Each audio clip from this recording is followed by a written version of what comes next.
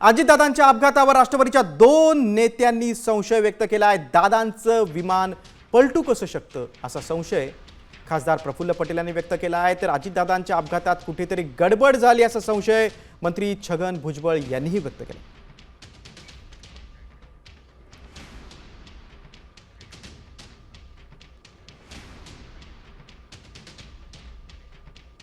काही प्राथमिक माहिती आहे, मी व्हिडिओ फुटेज बघितलं। तो विमान खाली उतरत असताना 70-80 फुटाच्या किंवा 100 फूट असेल, जे काही तेवढा मेजरमेंट नाही करता येत, पण जवळ आल्यानंतर एकदम डावीकडे पलटला आणि कोसळला। आता ते डावीकडे पलटणं आणि कोसळणं एक पार्ट आहे, पण पलटणं ते तर आम्हाला असं फारच आश्चर्य वाटते की असं कसं होऊ शकते।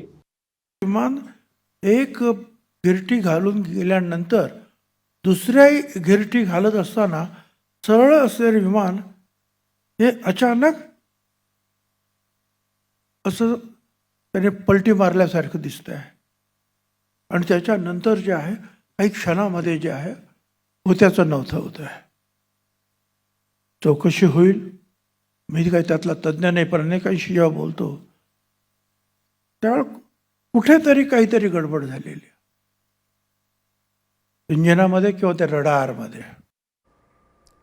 पटेल आणि भुजबळ यांच्या मोठ्या विधानावर आपण थेट जाऊ। आमचे प्रतिनिधी अक्षय बडवे आपल्यासोबत आहेत। अक्षय, अजितदादांचा मृत्यू घात की अपघात अशी राज्यात चर्चा असतानाच आता पटेल आणि भुजबळांचं त्यांनीच संशय व्यक्त केलेला आहे, मोठं विधान केलंय।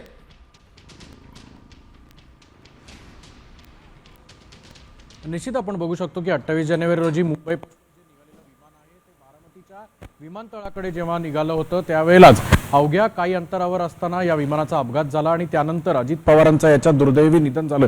आणि गेल्या अनेक दिवसांपासून आपण जर बघितलं तर राज्यात सह देशात अनेक चर्चा या अपघाताच्या होत आहेत आणि असं असताना जर राष्ट्रवादी काँग्रेसचे 2 बडे नेते आहेत त्यांनी देखील याच संशय व्यक्त केला। एका बाजूला प्रफुल्ल पटेल असं म्हणतायत की विमान कोसळलं आणि त्यानंतर पलटी कसं झाला असा त्यांनी संशय घेतलाय, तर दुसऱ्या बाजूला भुजबळ असं म्हणतायत की नेमका विमान अपघात जो झाला त्याच्यात काहीतरी गडबड दिसते। एका बाजूला तपास यंत्रणांकडून या संपूर्ण घटनेचा तपास जो आहे तो सुरू आहे, CID कडे तपास वर्ग केलेला आहे आणि दुसऱ्या बाजूला राष्ट्रवादीच्याच 2 बडे नेत्यांनी या अपघाताबद्दल संशय व्यक्त केल्याने आता राजकीय पटलावर सुद्धा अनेक चर्चा ज्या आहेत त्या मोठ्या प्रमाणावर होऊ लागलेल्या आहेत। सोशल माध्यमांवर आपण गेल्या काही दिवसांपासून बघितलं तर वेगळ्या थेरी ज्या आहेत त्या देखील राबवल्या जात आहेत, वेगवेगळे एक्सप्लेनेशन जे आहेत ते सोशल मीडियाच्या व्हॉट्सअप युनिव्हर्सिटीवरने पाहायला मिळत आहेत।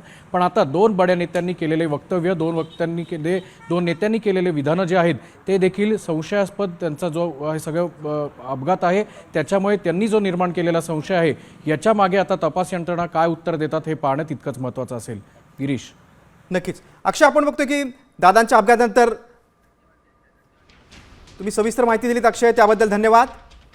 दादांच्या अपघातात कुठेतरी गडबड झाली असं भुजबळ म्हणालेले आहेत, तर पटेल यांनी देखील विमान पलटी कसं होऊ शकतं असा सवाल उपस्थित केलाय।